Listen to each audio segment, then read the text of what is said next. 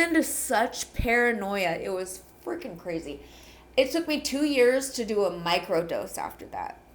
So I spent 2 years in this vortex of processing.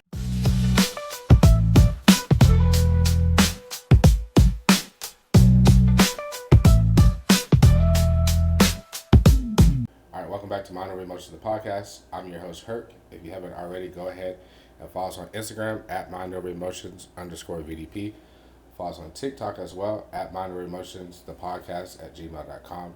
And for those of you guys who it's your first time watching the episode, to understand the premise of my podcast, I just allow people to come on the podcast, share their story with hopes to inspire, encourage, and motivate others to keep going on, and to give people a platform to talk. I believe firmly that once people start talking, that it begins healing. And if you would like to come on a podcast, be vulnerable, and share your story, shoot me an email to mindoveremotionsthepodcast at gmail.com. And as always, you guys be blessed. And here we go. All right. Do me a favor. Introduce yourself, name, age, where you're from, if you have kids, and relationship status. Wow. Name, Kaylee Elise. I am 35, I think. I don't know. What year were you born? 90. You get this old and you're just like, yeah, so 35. I have 4 children. I am separated for 9 years. Okay. But single. All Very right. much so. So explain how being separated but single, how that works. Separated but single. We're 2,000 miles away. There is a controlling narcissistic factor in the reason that we have not yet become legally divorced, and we are just simply not together. Okay. And where are you from? I'm from Lakewood.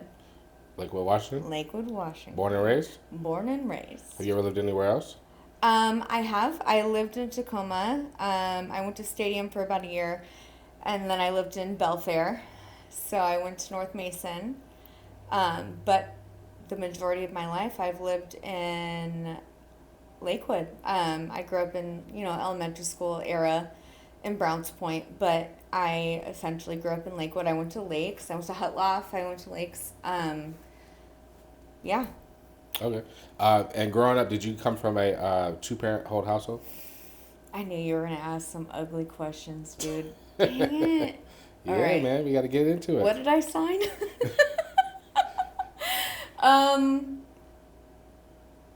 No. No, so did you live with your mom or your dad? So, thank you for asking me the most loaded question you could potentially ever ask me. We might have to come back for a part 2. I'm just saying. I grew up with, so my father was 21. My mom was 18 when she had me. Which I'm also the 4th generation of having your first child at 18/19. So I don't know if it's because we're Irish. I don't know what it is. But we just all tend to have our children the second you turn out to be an adult. So I was born to young adults, and not that they were bad parents, but it's a baby having a baby. Yeah. Kind of grew up together. Yeah. And so growing up, did you live with your mom or your dad? okay, so fast forward, yes. I remember I was about 3. My parents had me standing in the doorway of my father's home, which is the home that I grew up in with him.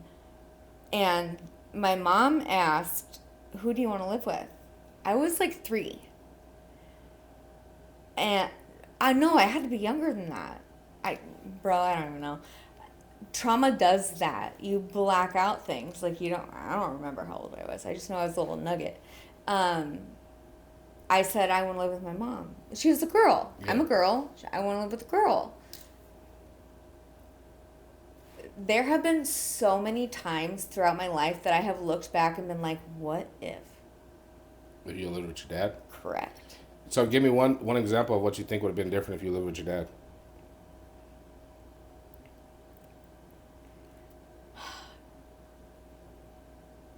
I don't mean to get emotional, but when it comes to my dad, okay, God. Well, my dad's probably going to watch this at some point, so he's going to see me cry. But dad, like, I am very much my father's daughter. Like, I don't have daddy issues. Like, I'm not, like, I didn't have trauma and, like, anything, like, weird with my dad. Like, he's always done his best with what he had, and I think that might, wow, that's a really heavy question, honestly. Like, that really is a really heavy question. My dad is very laid back. He's cool as a cucumber. He is the Cheech and Chong of all, like, dads. Like, he's chill. He's easy to talk to. He's very neutral in most aspects. My mom was beat nightly for about 13 years of my life. So you feel like that if you were living with your dad, you would have been exposed to the beatings at your mom? Oh, there's no way. My dad would never lay a finger on anybody, so there would be no chance of me ever witnessing that. But in the same token, I'm grateful to have been exposed to the ugliness that I was exposed to.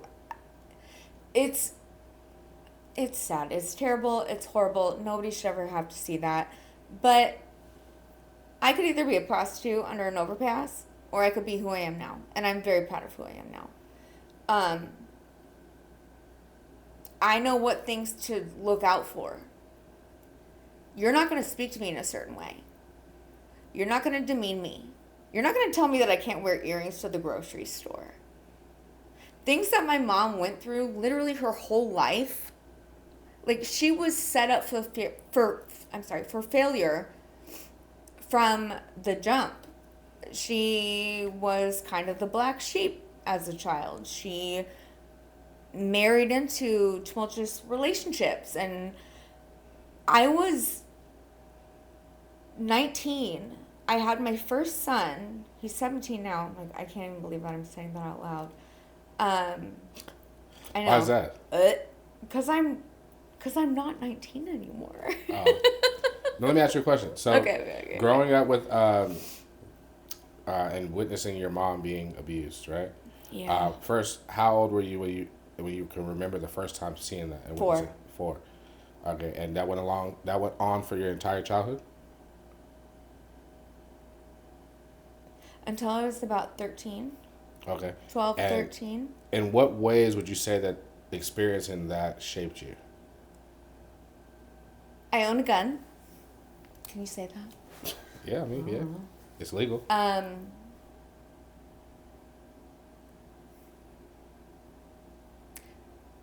It's messed with me in 2 different ways. It's hardened me and it's softened me. It's softened me in the sense that I try to step back. I try to make it a point, as a characteristic quality that I have, I try to make it a point to be quicker to understand than to react. Okay. So I try to step back and be like, okay, is this person hurting? Why are they acting like this? Like, but also, I have a nickname Cujo for a reason. I've been to jail for assault for a reason. I have that side of me that will flip a trigger and will flip the fuck out. Oh, sorry. I don't know. Whatever. But I try not to be that way.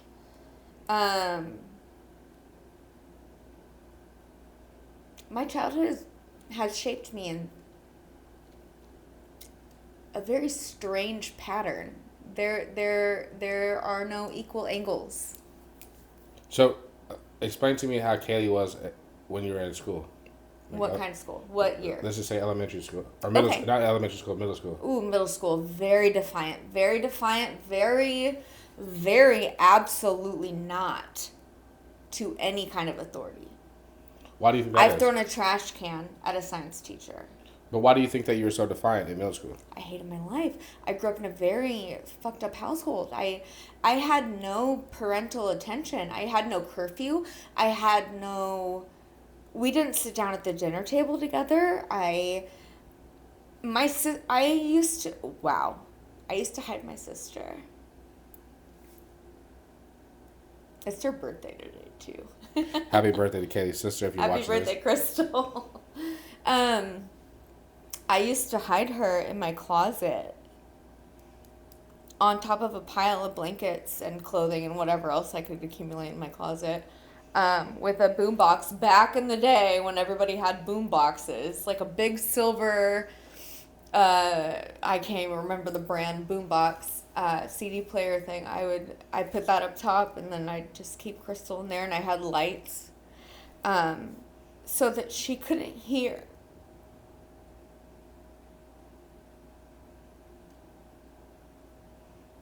So she couldn't hear like what was going on in the hallway. She couldn't hear the beating and the time that he pulled a drill out. A drill? A drill. When he pulled the drill, this is when Cujo comes out. At a very young age, Cujo came out. Like a very, very, very strong second personality of protection. I yanked out a drawer from our desk in our office and ran over towards him and smacked him over the head with the drawer because he was going at my mom with a drill. He's already stabbed her. He already broke her collarbone.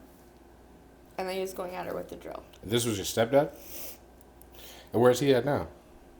I mean, I know you probably don't care, but I mean... Tahuya. To who? Uh-huh. Tahuya. What's that mean? That's where he is. That's the city. That's the town. Oh, okay. I thought that was like some slang or something. Okay. So he never was like, prosecuted for any of these crimes or anything like that? And then, how is your mom doing?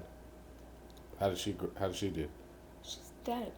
She drank herself to death. She had cirrhosis. She drank... I was lucky enough to pick up a 4th generation alcohol loving gene, as well as eating disorders. My mom also dealt with alcoholism and eating disorders, and I, at 35, have already gone through withdrawals. I've already gone through detox. I don't drink the way I used to drink, being a fifth a day of vodka. Like, ma'am, I weigh 113 pounds. Like, I don't need to be drinking a fifth a day. No. But my mom would drink a box or two a day of wine, and this would kind of weave in and out, like during like when she was with him, or when she came out of it, or the 4-year bender she went on when I was 18 and she disappeared and she got married to some guy and whatever. I don't know what she was doing during then, but she's a woman. At the end of the day, something that I think a lot of people don't understand is that, and I have to get kind of like emotionally involved in this part, like really, because people don't understand. Kimberly is a human. She's a woman, she's a person, she's a daughter, she's a sister, she's a niece. She's not just a mom, and she's not just a wife. She's not just a house cleaner, a dishwasher, a floor sweeper. Yeah, like, first off, she's a human first. She's a freaking human. Yeah. And all of the important people bypassed her. They just kind of saw her like... When you say important people, what do you mean? Family. Oh, okay. Anybody with any kind of a heartfelt tie, period, would walk right past her. Now, as a young Kaylee, right, dealing with and seeing and witnessing your mom going through this trauma, when you became old enough to start dating, how did that affect you going into dating life?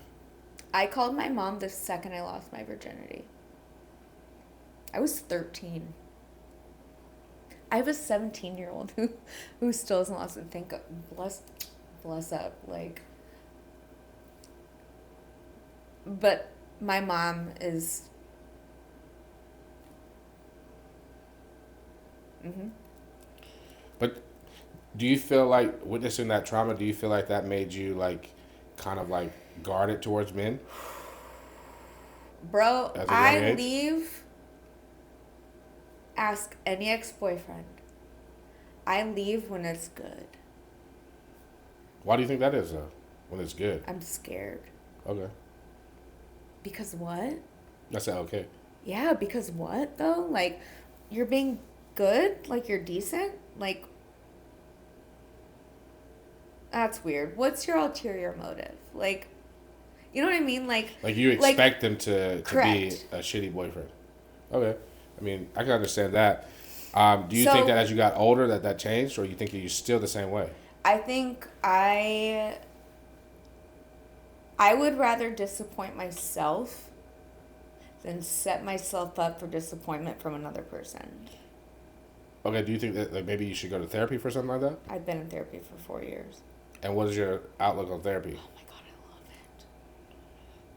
I love Okay. it. I So love it. I love it. I love it. I love it. But the thing is, I know myself. I know that, like, I'm typically a person to jump into a relationship because I constantly need attention. I constantly need reassurance. I constantly need to know that I'm good enough, I'm okay, that I'm worthy. Like, because duh, I grew up in a home where I was never even looked at. yeah. So I'm constantly searching for that. But when I get it, it brings me to a very uncomfortable place, which is grapes. I don't like when people are a little too touchy or nice because it as welcome as it may be, it feels uncomfortable. I'm not used to affection in certain aspects. Like, it makes me feel like I don't know, cringy. I don't know. I don't know. I love to snuggle.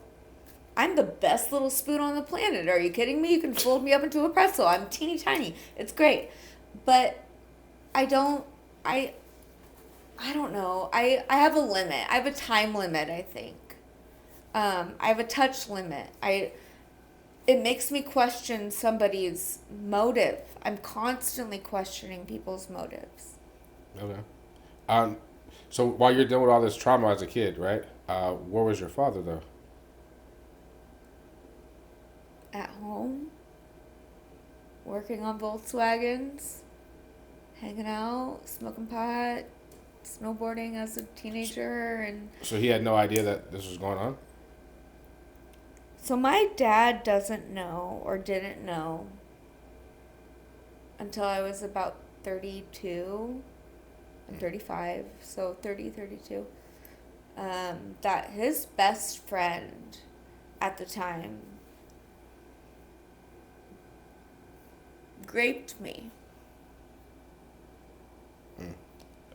Well, with the M word, but like I don't really know how to say that on YouTube. So you said with the M word. with the M word, like didn't necessarily like penetrate, but like touched, interfered, overwent boundaries. I was like 4. Okay. And was that like a one-time thing? With this person, yes. Okay. And when your dad found out about that, how did he react to that? Very quietly. Well, My dad, that was recently though, huh?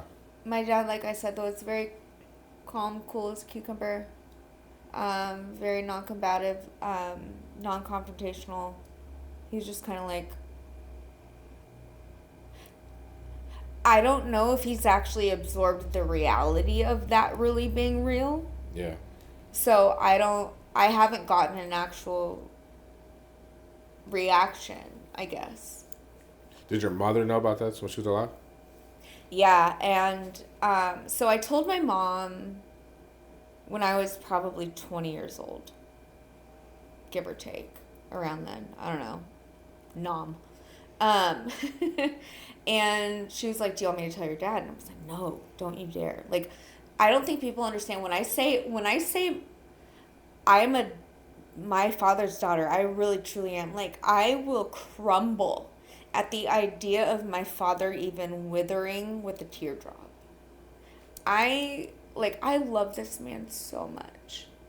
The last thing I ever want is to disappoint him, make him feel a certain way.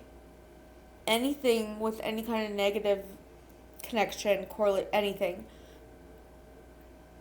So I never wanted to tell him that. Like, that just. I'm his princess. I'm his tiger, if you will. He always called me tiger. Um, I don't know. I don't tell dad yet. So I did mushrooms. How was that? The first time, I've only done it.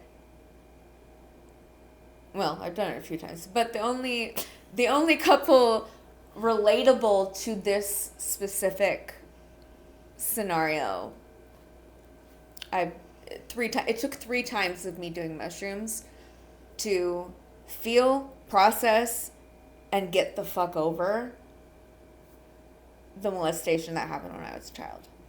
So it started with me doing a, a heroic dose. I did 3.8 grams. I have never done a hallucinogenic in my life at that point. I do yoga. I meditate. I practice Reiki, which I have for 12 years. I've been a Reiki master practitioner for 12 years. What's Reiki? Reiki is a Japanese method of light touch energy healing. Okay. I don't necessarily need an outside source to put me into that state. I can get there myself. But I was on a whim one day and I just felt, you know what, the universe was telling me for whatever reason, say yes. So I did it. And I was thrown to the wolves. And that thing opened up a vortex of flashbacks, memories, this and that, smells, places. Because isn't doing mushroom, that's a hallucinogenic? It is. Or a psychedelic, right? Correct. Okay. Did you like the experience? So the first time I thought, like, to kind of flash forward a little bit, like, I would love to give you the whole story of, like, my mushroom trip. Maybe one day we can do an actual episode of just my trip. But I essentially went into this headspace of thinking that my husband and our best friend raped me. Because I passed out. I got really sick. I thought I was allergic. I've never, like, again, like, I'm tiny. And I did this massive dose. And I'm laying on the couch and I'm sweating and I'm nauseous and sweating and nauseous. And I wake up to hearing him saying, "I'm just going to pull your pants down," which he was being polite and pulling my pant leg down because my pant leg was all the way up. Yeah. So he was trying to be respectful and be like, "Oh, I'm just letting you know, I'm pulling your pant down." I heard, "I'm pulling your pants down." And that's what you were saying. I immediately woke up into, like, why are you touching me? Like, what do you mean you're pulling my pants down? Like, I went into hyper-focused post-molestation mode. I thought you had just inappropriately touched me. Yeah. I thought that you and my husband had ganged up and planned something. Like, I went into such paranoia. It was freaking crazy. It took me 2 years to do a microdose after that. So I spent 2 years in this vortex of processing molestation, 3 grapes. And finally I was like, you know what? Yeah, I kind of do want to do a microdose. So I rolled 3 joints. I took a towel outside. I had my earbuds in. I listened to music. Fat Freddy's Drop. Wandering Eye, by the way, if anybody wants to know of an amazing 9-minute long song. What genre of music is that? It's really chill, dude. It's mushroom music. I don't know what to tell you. Go ahead. Sorry, go ahead. But it felt like it. The only way I can like truly explain this is it felt like a cloud came down because the clouds were moving so beautifully, but it felt like a cloud came down and hugged me. Like I felt like I don't have to worry anymore. I don't need to process anymore. I've done my time. You know, like I've already put myself back through these journeys of like what happened, who hurt me, blah blah blah. Think about them, think about their psyche, think about their upbringing, think about why they did what they did. Is it really my problem or is it their problem that I was just a speed hump in? Is it really something that I experienced or were they experienced something that they needed to learn a lesson from and I was just a little side mark on it? You know what I mean? Like, Yeah, no, for it's sure, not yeah. always about you. As painful as your specific situation may be, it might not even be about you. Yeah, something deeper going It's on. also, it's kind of selfish to make it about you. If you have the maturity level of recognizing that, like, this might not be my journey. This is a bump in my journey. This is a huge part of this person's journey. Yeah, I could totally understand that. But before we move forward, right? Coming from somebody who has been raped multiple times as a child, you witnessed trauma as a child from your mother being abused. You, in a sense, kind of had a father who was not present. God, I hate that, but yeah. I Uh, always tell my dad I feel like he was supposed to be my uncle. I always say I feel like you have uncle energy. Like, he's so cool. yeah. He's the coolest person on the planet. But But what kind of advice would you give to somebody who might share the same kind of upbringing as you? yes, you can. What do you? Yes, you can. Your shit's not that bad. It can always be worse. That is something that I feel like so many people, they don't humbleize themselves enough to recognize that it can literally always be worse. Do you have a roof? Did you at least get top ramen or cup of noodle today? Did you get water from the hose down the street? You're fine. It could always be worse. So don't put yourself in some victim headspace, some victim mindset, some victim standpoint to where like you act like you are entitled to because of your situation. Take that and grow through what you go through, babe. Would you suggest that they go to therapy? Always.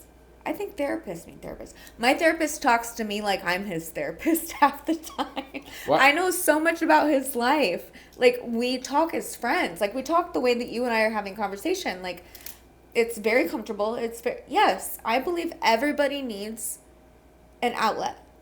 I could agree, right? Because even me doing this podcast, interviewing so many different people, and hearing the stories that I hear, right? I have to have a support system that checks on me, to make sure that I'm okay, right? Because in a sense, trauma burdening me, right? You're dropping all of your trauma on me, and But although, I'm going to give you Reiki and I'm going to suck it all out of you. but no, um, I have a way of like deloading it, right, and decompressing it all, but at the same time, you still can't help but remember some things, right? Yeah. That people tell you. So like when you see certain people, especially people and they open up to you, and they tell you like, hey, like XYZ happened, right? When you see that person, you look at them in a different light. A lot of times, you look at them in an empathetic light, to where you're, in a sense, giving them sympathy, right? Correct. Even when they're not asking for it, because you know the trauma they went through, right? So I feel like I agree that everybody needs an outlet.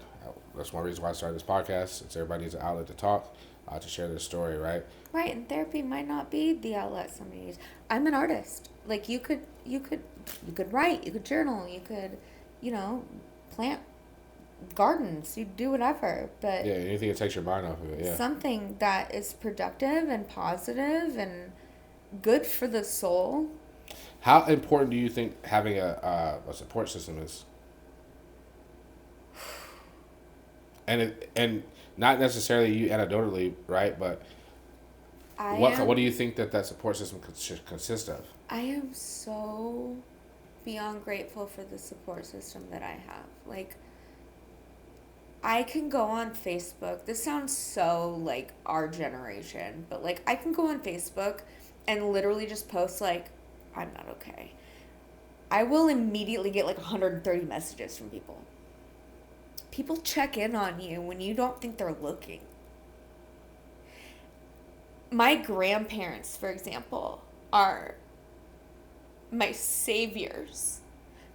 Throughout the last year, they have completely salvaged my life. And it really made me step back and look at like, Kaylee, you might not think that some of these people care, but they really do. So when you think that nobody cares, they really do. But would you say that social media love is real love though? Yes. You think so? Wow. I, okay. It's not that I think so, it's that I know so. Sorry.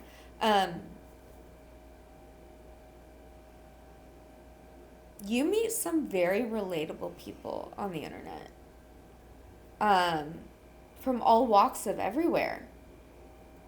You might post about my boyfriend moved out today. I don't know how to process this. Da, da, da, da. And somebody from Australia could see your post. Like say you're in a group or something, like sisterhood or whatever. And they relate to you 100%. Like there are people that get you. You have to put yourself into a vulnerable position though to allow that to happen.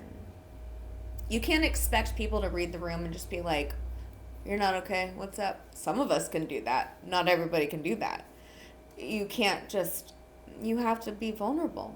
You have to say, I'm not okay. And it's okay to say you're not okay. We are not all okay ever, all the time. But this is why I asked, do you think that social media love is real? Yes. But this is why I asked that. Okay. So the reason why I asked that is because, like, for instance, this recently happened to me and I posted about it and people kind of like, some people kind of got, I guess, offended. I don't really care. But when you're okay and you post, those people are nowhere to be found. But then as soon as you post some traumatic things, right? They come out, but they come out of the woodwork, right? And they're like all caring, but they're only caring enough to write a emoji or to write a one line thing like I'm praying for you or I'm sorry for your loss or whatever the case, right? But they don't never think to go into detail, like, to really ask a question like, hey, like Kaylee or hey, Herc, like, how are you really doing? Like, with dealing with this trauma or dealing with this loss, dealing with whatever you're dealing with, what you're posting about, they don't go into detail and ask, or not detail, they don't go the extent to ask how you really are doing. They just, 1,000 people that been following you, even when you're on a high, now that you're posting about a low, they come out of nowhere with this one line, I'm praying for you. And I feel like that can give people, because it even does it to me a couple times, I feel like that can give people a false hope. And then it can make them like spike high emotionally and think like, oh, like, I got 1,000 people who are checking on me. But then the next day when you're okay and you post, you got 3 people who are showing you love. And then now it's like you start to fall into a deep hole of like thinking, oh, all those people are just fake love. Because then you got the other side of it where people always say, oh, well, people want to see you. They love to see you down, right? And then so you kind of like mentally go into a state where you think like, these people are only showing up because I'm in a low state. I'm not okay. I'm not okay, and they like to see that. You know what I mean? Yeah. So it's like a catch-22. Again, this goes back to like a maturity factor. You have to recognize when people are just being surface and when people are being genuine. And you can't let the surface people make you feel any different way. Like, they could still mean, hey, praying for you. And that's okay. But, like, it's also okay, though, to recognize, like, not everybody means it when they say it. And most people ain't praying anyway. They're not praying. They're just typing it. And that's okay. Like, again, though, that's okay. They took 32 seconds to type something to you. So at least there was that moment of their thought. No, like for real, I like that. You don't need to have like a standard of like what isn't enough of of condolences. So, thank you for saying sorry. And that could be it. I can mess with that. I like that. All right, so moving forward, right? As you became an adult and you became a mother, right? Reflecting on your childhood and things you've been through, what was like the number one thing you said? Okay, as a mom, I'm gonna make sure that I do. I will never let my children see me get beat. Can you speak that a little louder? I will never let my children see me get beat. But my children have seen me get beat. And Not physically, but they've seen what love isn't in a really ugly, messed up.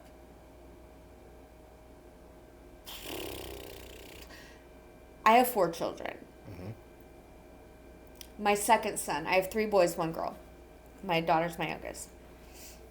My second son has taken life a lot harder than any of my other children.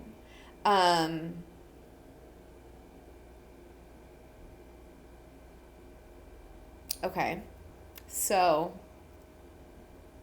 I don't really know where to go with this. Like I could go pretty deep right now, but I don't. Speak your mind, whatever you want to say. Okay. So I have Tyson, Uriah, Finnegan, and Ophelia. Those are my babes. Ophelia was 5 months old at the time, so she was in a little vibrating chair.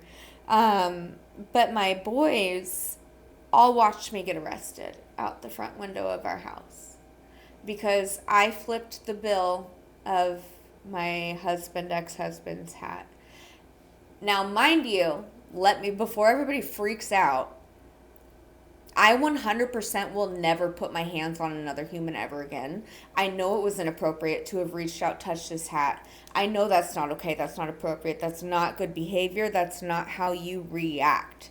I get that. So I, in turn, have not lost my shit since 2017. That's when that happened. You said you flipped his hat? I flipped the bill of his hat because he's Puerto Rican. He was raised very strongly by his brothers. You don't look up when you're being talked to. So, like, mom's coming at you, you don't look up. You sit there and you let it happen. So, to him, he was doing what he was programmed to do. To me, I'm the opposite. We make eye contact. We talk when we're talking. Yeah, same here. So, the fact that but he went out of his way to make sure that he would intentionally not look up. So I flipped the bill of his hat. And he goes, "Ooh, you shouldn't have done that." And I was like, "God, you're so annoying." So I left. I went to go to the park. I sat at the lake at the park for like 20 minutes. Came back home. There were 2 cop cars in the driveway. He called the cops because you flipped the bill of his hat? Yes. I was arrested for assault 4. The judge laughed at it, threw it out. I have no charges. I have no... I was going to say, like, that's... But my children were hanging over the back end of the couch looking out the top window watching this happen. And I was begging the cops, like, please don't put me in handcuffs in front of them. Like, at least just put me in the car, take me down the block, do it there. Like, I'm not fighting you. We'll deal with this in a minute. But, like, nope. So, one of my children, I don't blame it all on this, but I do consider it a factor in his behavior. His behavior is very poor. He acts out frequently.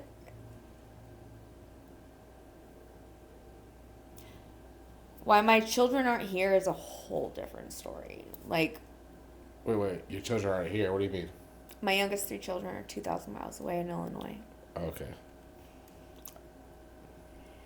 When I was 90 pounds and finally decided that I was sick of being sick and had to leave my husband because I couldn't handle it anymore, which a lot of me feels like a quitter. I will go on my whole life feeling like, wondering, like, did I give up? Or did I do what was right? I let him, because I saved his career, I let him, knowing that he could afford it, take the kids to Illinois, back home, go be on quote-unquote vacation, for 3 to 4 months. 6 months hit. I lost jurisdiction. Why? Because they're gone so long? So it looks like abandonment on my Yeah. part. So there's a lot of people, like, from my friend circle that no longer even talk to me because they have these, like, preconceived notions of, like, oh, I never gave up my kids. What do your kids feel, though? Oh, my God. Do they feel like you abandoned them? No. I think ultimately that's really what matters, though. Yeah. And I wish that people could just see that part. Like, my kids, like, oh my gosh, we have some of the most incredible conversations. Like, we're good. All right, so look, at this point in our episode, what we're going to do is we're going to have you do everybody's most favorite part, which you got to spin the trauma wheel. Great. So if you Because I haven't already done that. I know it's kind of like one of those things. It's like, well, Okay. depending on what you land on, but yeah. So basically, you just spin the wheel. Whatever it lands on, you'll just think of a topic, think of a situation that you encountered that involves that, and then you just go into it. What I'd like for you to do is just tell us about a time where that's relevant.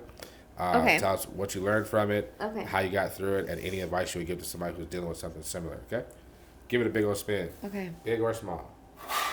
Okay, that works. Well, you said big or small. I went big. Please don't. We got Coping techniques. So basically, what this is asking, just for clarity for you and for the audience, coping techniques. So, like, what kind of things do you do to cope with the pain and the trauma that you've dealt with over life? Yeah.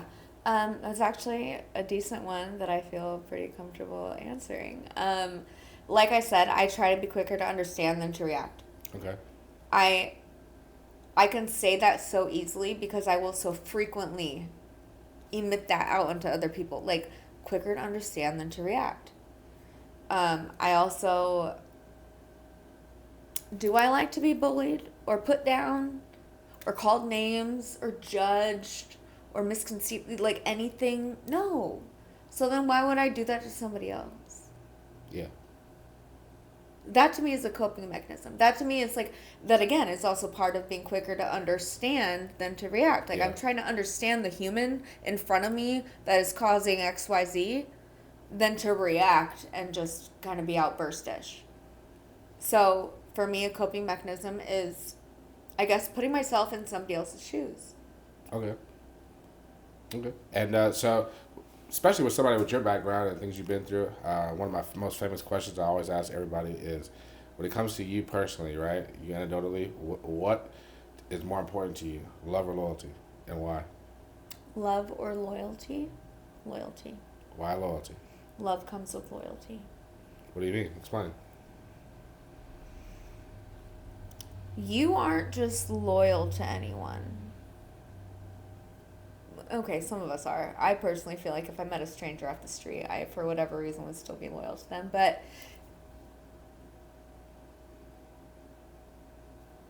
love is a choice, is my firm belief. Okay. Love is a choice. And loyalty comes with that. They go hand in hand. I really don't know how else to... They go hand in hand. I'm not going to argue you because I've said on multiple episodes, I've said that I feel like that loyalty is the action of love. Correct. Right? Like, it's like if what is it? If love is a noun, then loyalty will be the adjective. Correct. Yes, right? they go hand in hand. But I believe that you can have loyalty without love. I just don't think that you can have love without loyalty. I don't feel that you can have a sense of genuine loyalty to somebody if you didn't have an ounce of love for them. You have to have a little bit of, like, compassion, empathy, a little bit of caring for this person to even have any kind of loyalty. Otherwise, what? No, you're not. You're not loyal. Like, what do you mean? Okay. You have to have a little bit of love. I can see your point on that. So, because we're going to have you come back, right? Okay. And tell your story. Yeah, we're going to do part 22. Part 22. Okay, that's crazy. Hey, I'm for it, man. But I know that, your story is, a very deep one, very emotional one, and there's no way we can get the whole thing in one sitting, right? But thank you for having me. Of course. But before we get out of here, what kind of advice would you give to somebody who is dealing with, like, say, suicidal ideations, or just dealing with, feeling like self-worth, self-esteem, stuff like that? Like, what kind of advice would you give to them? If they were sitting here right here in this chair and they told you that, what kind of advice would you say to them? Say something. Don't just be quiet. The worst thing you can possibly do is sit and loathe in your own self-sorrow.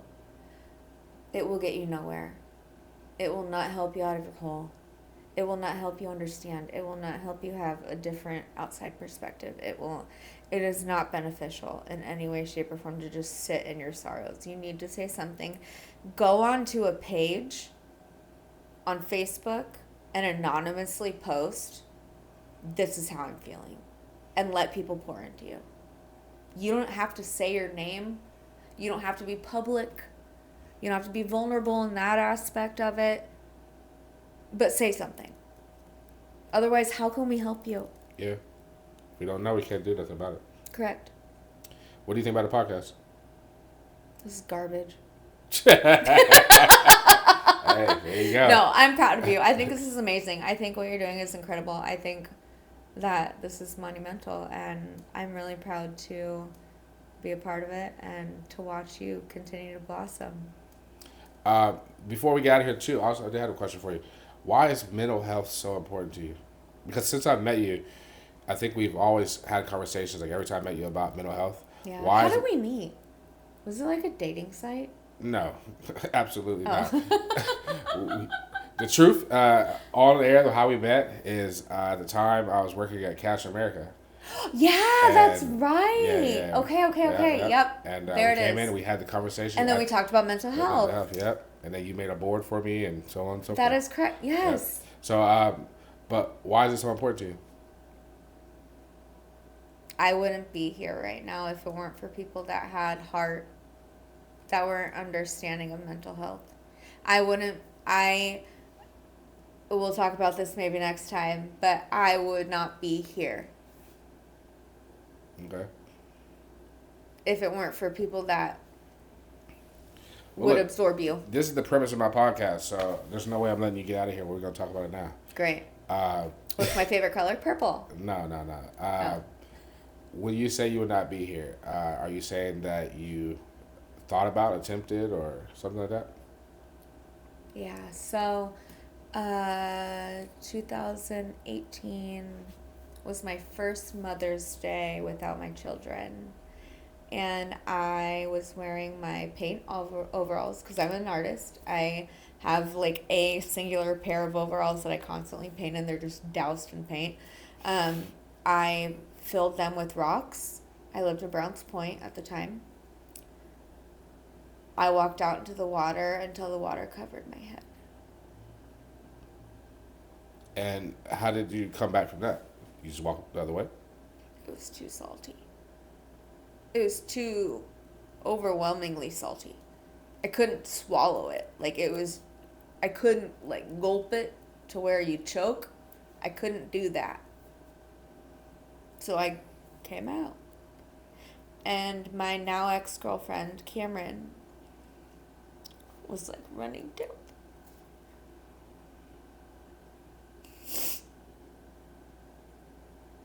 She found me.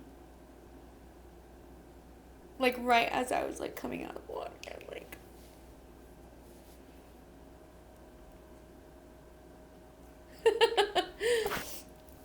Let me ask you a question, right? So, coming from somebody who, you haven't already, go watch the episode with Celeste. I'm not going to get into that again. Yeah. But coming from somebody who's been there, after that experience, how did that change you? Because, for me... It made me feel like a piece of shit. It made me feel like a quitter. It made me feel like an abandoner. But those are the initial feelings that you feel, right? No, I still feel them. You still feel that way? I still feel that way. I still feel like, God, you child. You were really looking for the easiest way out. Where all these people were going to have to go through hurt. How dare you? That's not exceptional behavior. Yeah. That's not how I was raised to act. You face your problems. You deal with them. You don't just get to go run with rocks in your pockets, go out to the ocean and call it quits. So basically, it's become like an intrinsic a motivation for you, like, because when you start to feel down or you kind of remember like how you felt in that moment, and how you're not supposed to be that way, right? How and then I think like you touched on something very important that people need to understand is that when you decide to make that decision, Yeah. it's a very unfortunately, and I don't mean to offend anybody, but it's a very selfish It is. decision because yeah, you're relieving yourself of the pain that you're feeling, right? And all the things that you feel, right? But the long road ahead for everybody you left behind, and the possible domino effect of, trauma and possible people who are going to go down that same road, right? Because, sometimes people are considering it themselves, right? And then they see somebody who they care about do it, and then it gives them the wrong courage to do the same thing, right? Right. And so I feel like, that if we can just, that's why, I tell people with this podcast, like I don't do this for monetary value. I don't do it for any kind of money or any kind of like publicity or anything like that. I don't make money off of this, I'm right? glad that you do it. And I just do it because I feel like if I can save one life, that one life will save another life, Yeah. and so on and so forth, right? And it's not me saving a life; it's the stories of the people being vulnerable, coming in, being vulnerable, and sharing their story that saved their life, right? Because so many people don't want to watch the podcast because it's so deep. It can It get can deep. hit. It can get deep, right? Yeah. So a lot of people don't want to watch it for that reason. But then there's those people who have reached out to me who watch it for that exact reason. Yeah. And they've told me, I've had people reach out to me and tell me like, hey, um, that episode that you did with so and so, Yeah. I related to it so much, and like I've been feeling the same way, and man, like if they could do it, I could do it, type Isn't thing. that awesome? Yeah, Like, that's the whole purpose of I it. can't relate in the sense of like the mental health realm like you can, but I've had along my own journey so many people reach out just be like, Kaylee, I don't know how you stay so positive. I don't know how like how do you do XYZ? Like how do you do that? Like what would you recommend? Like it's just so fulfilling to have just one person step out of their comfort zone and be like, I need help or like I need advice or Yeah. and like you're somebody that I'm turning to. Like what a humbling feeling to be somebody for just a moment. Like you don't have to be that important, but you're important in that moment for them. It's awesome. But look, I appreciate you coming and sharing your story, being Thank vulnerable. you. And for all you guys out there, follow if you haven't already. Hit the like button, hit the subscribe button. Follow us on Instagram at @MindOverEmotions_VDP.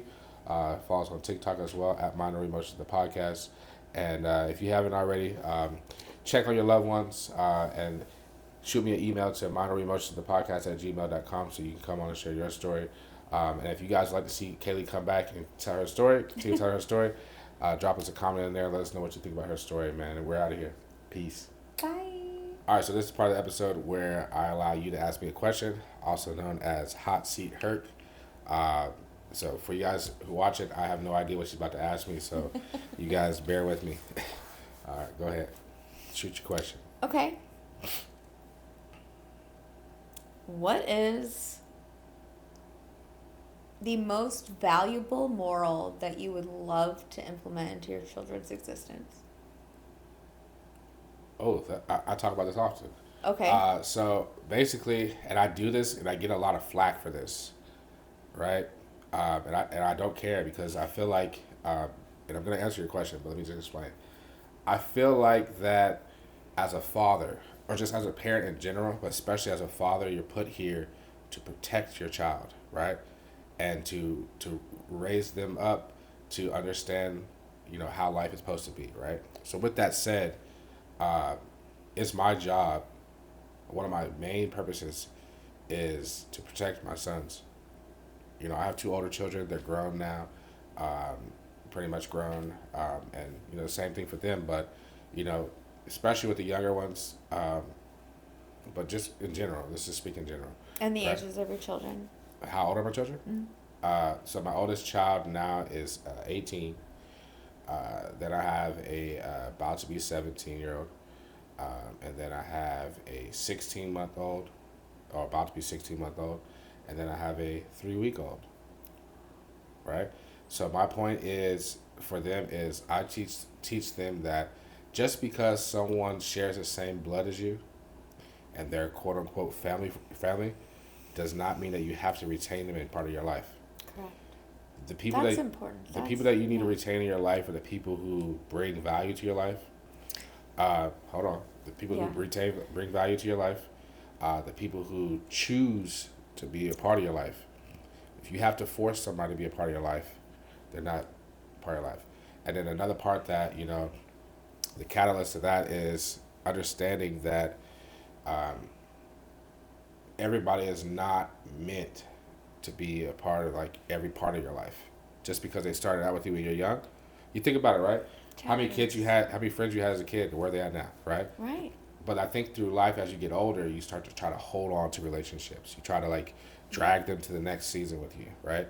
Yeah. But sometimes, I like to say this, and I don't mean to go too religious, but I have a religious upbringing. I don't consider myself religious, but I am Christian. But I feel like that in order for God to open another door, you must close a door. Correct. And sometimes the people that you're trying to bring through that door with you are the doorstop to keeping it closed. Yeah. Right? Because they don't have the mental capacity to go to where the next level that God is trying to take you. And that Too heavy, too thick, can't fit through. Yeah, and so, but we try to force them. We try to bring them along, and we wonder why so often they fail us in the aspect of friendship and family. It's because so often their actions are showing you they don't want to be there, but you're trying to force them to be there, right? Give you a perfect example, right? The people who are close to you, right? Stop texting them. See how long it takes somebody to reach out to you. The people who really want to be a part of your life will reach out to you. If you have to do all the work for the relationship, the friendship, then it's not a healthy friendship for you, and it's okay. You don't have to hate. Okay. You don't have to hate them. That's the point. Is it's okay. That's okay. Yeah, you don't have to hate them. You don't have to be ugly to them. You can still be cordial, but the friendship might change. Yeah. Right? So that's the biggest thing that I'm trying to teach my children and protect them from is people who are fake. Want to be. I wouldn't say fake. I would say ignorant. Which ignorant always comes off as such a dirty word or like so rude, but it literally just means like unknowing of. Like it just means you're not aware of. I call it fake because I feel like fake is a choice. Like you choose who you are and are not. That's what I'm talking about, though. Yeah. That's the part I'm talking about, right? Because here's the thing, right? Let's just say I'm a child, you're an adult, right? And you are put in my life to be whatever, right? I'll use this for example, right? And people who watch this, they might know what I'm talking about, and I don't care, right? I put you in place to be a godparent to my child, but you do nothing. Yeah. I consider you to be a brother or a sister to me, even though we don't share blood, or even if we do share blood, but you do nothing to show my child that you love them. But then when it's convenient for you, you post them on social media, you post them on your Snapchats, you do all this stuff, right? So at some point, I have to step in and say, hey, look, because the thing is that you don't really care about my child. It's just a good look for you. I have to put a pin in what you're saying right now before I forget because my ADHD is so severe. But is that reality or is that your own personal opinion of your ego taking over telling you that this person doesn't care? This person might care. They are just not meeting up to your specific standard of what you consider caring to look like. Okay. So it doesn't mean that they don't care. They're just not a consistent carer, or however you want to put it. They don't loudly care all the time.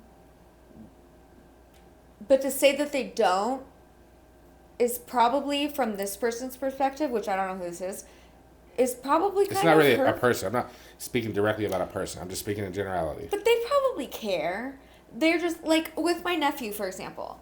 My sister's daughter, my sister's son, like, I don't post about him on a regular basis. I don't call him out all the time. I'm not always at, like, his events and things, but I still care. I was there the second he popped out of her hoo-ha. Let me ask you a question, though. Let me ask you this question. You may not be there, right? Where does this nephew live? Tahuya. And how far away is that? Hour 15? So Hour what? away. Now, if that nephew was local, would you be there?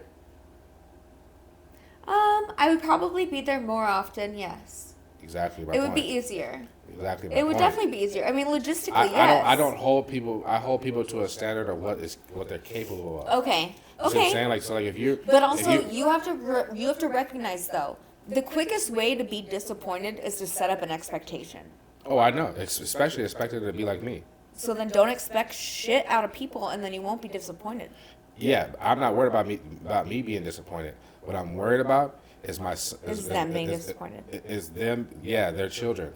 They don't understand how to process this. Yeah. Right? Yeah. You're telling them one thing, and we're telling them something, and then you're showing them something totally different. And what you're also doing is you're indirectly teaching them bad behavior. Could you maybe not tell them in advance, like, to look forward to something? Who? My Your kids? children, yeah. Don't be like, hey, look for Auntie in the audience.